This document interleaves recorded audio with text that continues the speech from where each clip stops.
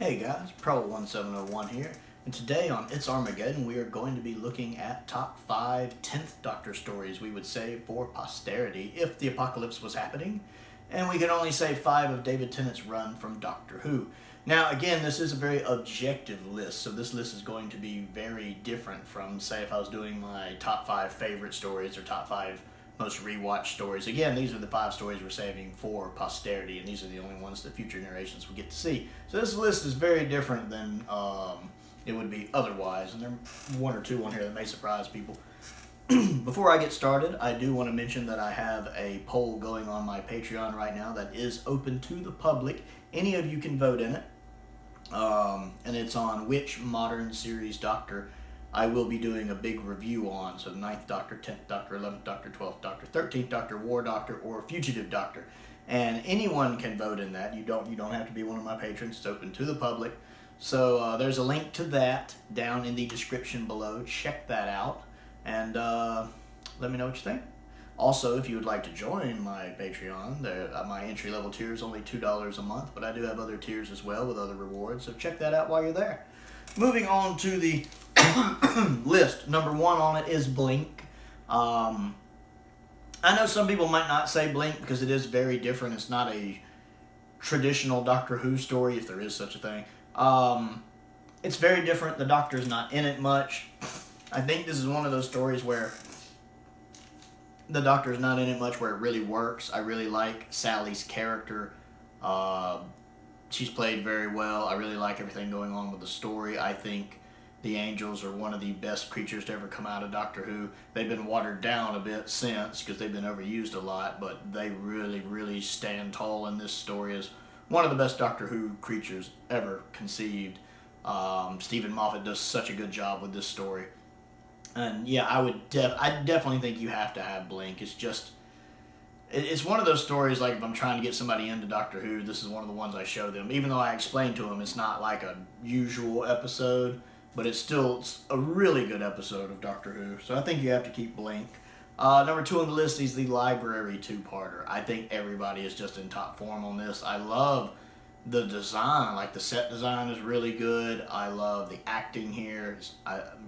Especially at this point, River's just such a fascinating character, which I like River Song as a whole. She's really good here. Alex does such a good job. Tennant is just on fire here.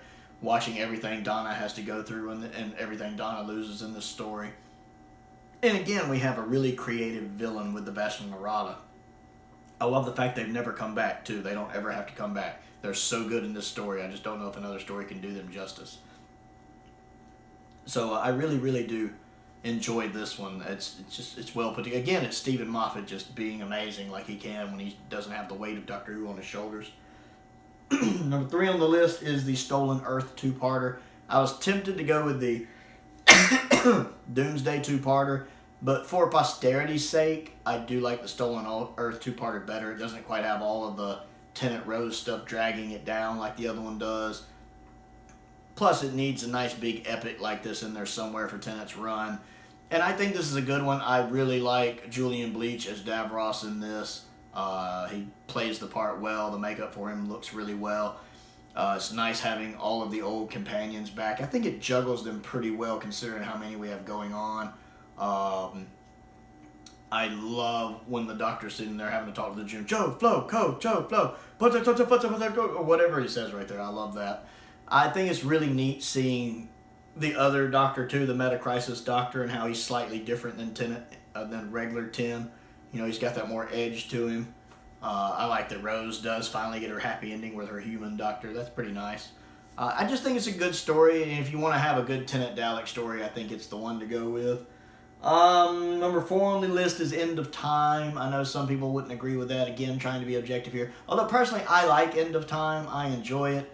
It's nice to have a story with Tennant and the Master, and I do think Tennant and Sims Master go really well together. They do kind of have a bond. They do feel very much like frenemies here, you know, like they're enemies, but they do have this bond and closeness. I always enjoy anytime they interact with each other in this story. I really, really like it. It's nice to have Wilf back. I really like Wilf. Bernard is just so good in that role. I really enjoy it. I really like the Lord of the Rings approach it takes to the ending. I actually like the drawn out ending. I feel like Tennant earned it. Like, I wouldn't like it probably with any other Doctor, but with Tennant being kind of the first Doctor that a lot of fans who came on board during the modern series really got to connect with. Because, you know, Chris was there and then he was gone. People were just starting to connect with him when he left. You know, Tennant's the first Doctor that a lot of fans of the show, younger fans of the show now, really connected and grew with and bonded with, you know, over multiple years. So the first one they were like super attached to. So I really think his death deserves that kind of drawn out, you know, him saying goodbye to everybody. The music there is perfect. His slow regeneration. I actually like his I don't want to go line, because the 10th Doctor did very much love being the 10th Doctor. And I'm cool with that, because even later we've seen, like with Capaldi, you know, he doesn't like changing because he hates having to figure out who he is again. But the 10th Doctor knew who he was. He liked who he was. He enjoyed being the 10th Doctor. So I can understand that sense of loss that he felt there. I actually really connect with that. His whole speech at the end to Wilf, that bit about living too long, you know, I love all of that. I do think End of Time is a very underrated story. And again, being his final story and his regeneration, I definitely want to keep it for posterity. Number 5 on the list, this one's going to surprise people who watch my channel. I did pick Midnight. And a lot of you right now are probably floored, and I get it. Because I have mentioned before that I'm not a big fan of Midnight. I don't really like Midnight. However, if there's any story in Doctor Who that I have tried to stress that every single problem I have with a story is completely subjective and completely on me. No objective problems whatsoever. It is Midnight. It is a well-conceived story, well-written, well-executed, well-acted, well-directed. Its use of light and shadow, and it's the idea of the story being in this small car, so it's very claustrophobic, very almost space under siege, very tight space, with a very limited cast. And all of the people in it have, you know, they don't act like caricatures or two-dimensional characters. They all react in a very understandable manner to the situation. The woman playing Sky and then the taking over Sky, phenomenal job. Tennant, phenomenal job. Well-directed, well-written, well-produced.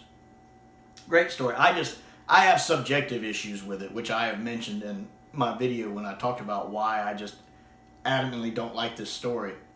But objectively, it's a masterpiece, and it deserves to be on this list. There's no other Doctor Who story quite like Midnight. Much like Blink, I think. There's no story like it. Like, if someone was like, what's another story it's like in Doctor Who? I'd be like,